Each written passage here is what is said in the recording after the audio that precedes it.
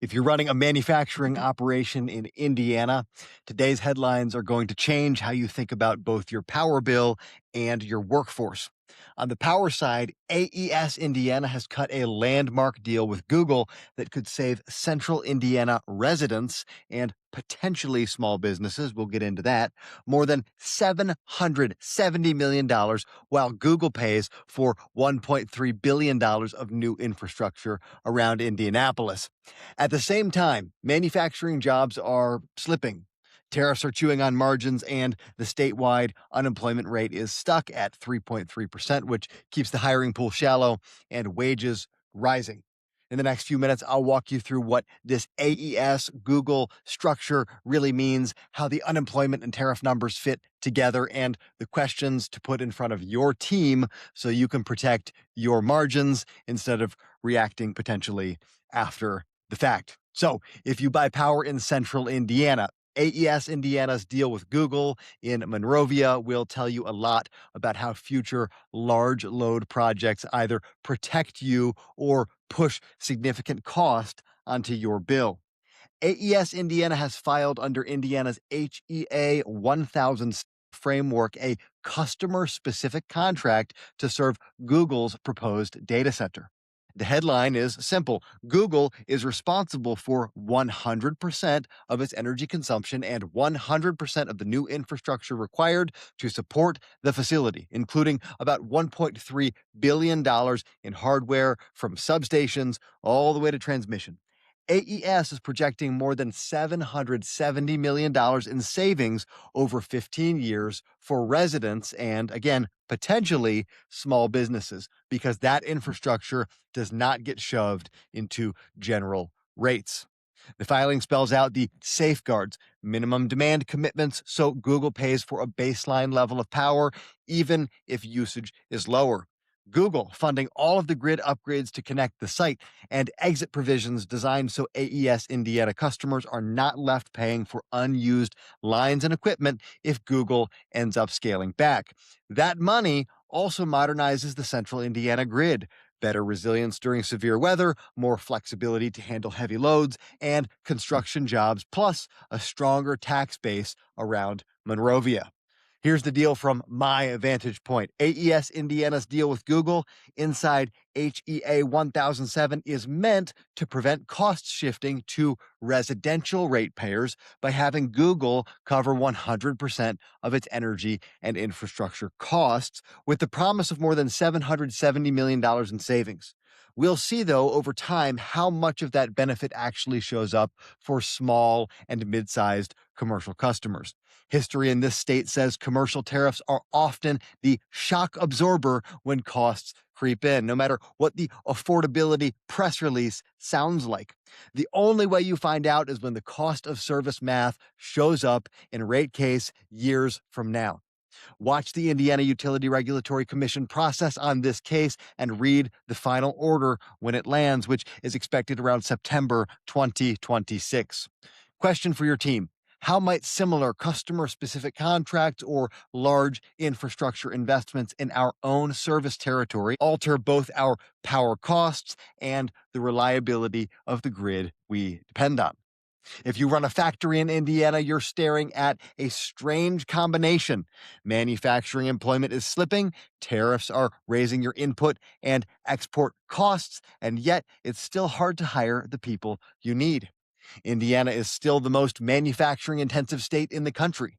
Manufacturing contributes about $129 billion, about 25.9% of state GDP, and employs more than 527,000 people. But the job count is no longer climbing. In Northeast Indiana, manufacturing remains the largest sector with about 80,170 jobs, yet that's down 1.28% year over year. In the first quarter of 2026, manufacturing workers accounted for 44% of unemployment insurance claims in that region. Overlay tariffs on top of that. Indiana's largest export partners are Canada at roughly $14.7 billion, Mexico at about $7.1 billion, and China at around $4.8 billion. all three are feeling the 2025 tariff regime. Midwestern states like ours carry higher tariff exposure because so much employment and output sits in autos and related manufacturing. That raises costs on the materials you bring into your facility, and it complicates the pricing on what you ship out. At the same time, Indianapolis has seen more than $400 million in announced advanced manufacturing capital investment between 2023 and 2025, but total advanced manufacturing employment has stayed roughly flat, around 87,400 jobs. The equipment and new lines arrived, the headcount did not. Automation is absorbing most of that added capacity. So you've got a squeeze. Higher costs from tariffs and inputs, a manufacturing sector that still dominates the state economy, and job counts that are drifting down while capital goes into machines instead of people. Watch the Q2 2026 economic reports for where manufacturing employment, exports, and capital spending are actually going, not just the ribbon cuttings. Question for your team. Given declining or flat headcount alongside new equipment, where is automation already changing our workforce needs, and which skills are now mission critical to keep those systems running? If Indiana's unemployment rate is sitting at 3.3%, that sounds calm on paper, perhaps, but for your operation, it means the bench of available skilled workers is thin and it's getting more expensive. As of February 2026, Indiana's unemployment rate held at 3.3% for the second month in a row, below the national 3.9% average. In that environment, almost everyone who wants a job already has one. Manufacturers are not just competing with each other, they're also up against logistics, healthcare, and other sectors that can sometimes pay more or offer schedules your team prefers. The tightest spots are exactly the roles you rely on every day: CNC operators, welders, industrial maintenance technicians, and quality specialists. With a labor market like that, three things happen. Wages for production employees trend upward and rarely reverse. Turnover gets more expensive because every departure means lost production. Extra overtime and supervisors pulled into firefighting instead of improving the line. And training budgets have to grow because you're developing talent internally through Ivy Tech, vocational programs, and your own on the job training rather than pulling fully ready people from the outside. Tariffs and input cost pressure make 2026 a margin year, not a volume year. That means every extra dollar that goes into wages, hiring delays, or retraining is a dollar that has to come from somewhere else in the operation. Watch the next few Indiana DWD releases closely and pay attention to any new state funding around workforce development, apprenticeships, or employer training grants that you can pull forward to support your pipeline. Question for your team. How are we benchmarking our compensation, shift structure, and retention programs against current market rates for critical production roles so that we keep our best people instead of constantly paying to replace them? That's a good question. Today, you're dealing with a proposed data center contract that promises to shield central Indiana ratepayers from $1.3 billion of infrastructure costs. A manufacturing sector that still dominates GDP while shedding jobs, and a statewide unemployment rate at 3.3% that keeps skilled labor scarce and expensive. The AES Indiana Google filing under HEA 1007 is being sold as a way to prevent cost shifting while modernizing the grid around Indianapolis. The manufacturing employment data shows automation and tariffs combining to squeeze margins even as capital spending rises. And the tight labor market means your wage, training, and retention decisions in 2026 go straight to the bottom line.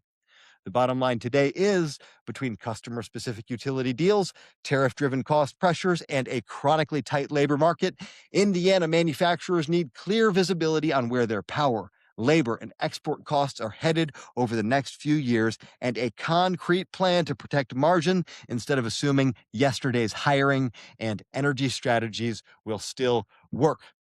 Obviously, though, I don't run your plant. You do that. My real job as CEO of Tactical Energy Group is to stay on top of everything that changes the cost and reliability of your power and the economics of making things in Indiana so we can build the right products and programs to support the manufacturing community. But while I'm doing that work anyway, this brief is my way of giving you as much of that insight as I possibly can so you can spend more time running your operation and less time trying to decode bills, understand rate cases, and interpret the headlines. So let me give you a few questions you can take straight into your morning huddle today or tomorrow. If your team can answer these questions cleanly, you're in a far better position than most of your peers. First, if a large energy intensive customer like a data center or massive industrial load were proposed near our facilities, how would a customer specific contract structure like the AES Indiana Google deal change our expectations about future grid upgrades and what shows up in our rates? It's a good question to ask. Second, given the decline in manufacturing employment in places like Northeast Indiana and the flat advanced manufacturing headcount in Indianapolis, where is automation already changing the skills we need most on our lines? And do we have a plan to reskill our existing people rather than just hoping to hire from outside? Third question.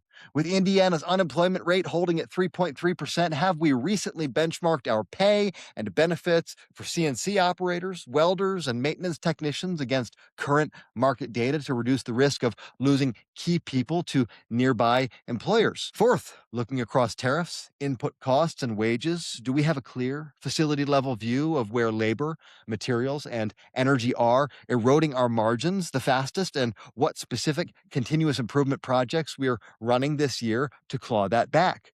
Now, listen, if this helped you connect a few dots between utility deals, tariffs, and the reality of hiring in Indiana right now, then send it to another operator or plant leader who needs to be thinking a few years ahead instead of just reacting to the next bill or vacancy. An informed manufacturing community is much harder to take advantage of. I'm Daniel Burke. This is TEG Daily, Indiana Manufacturing News, and I will see you tomorrow.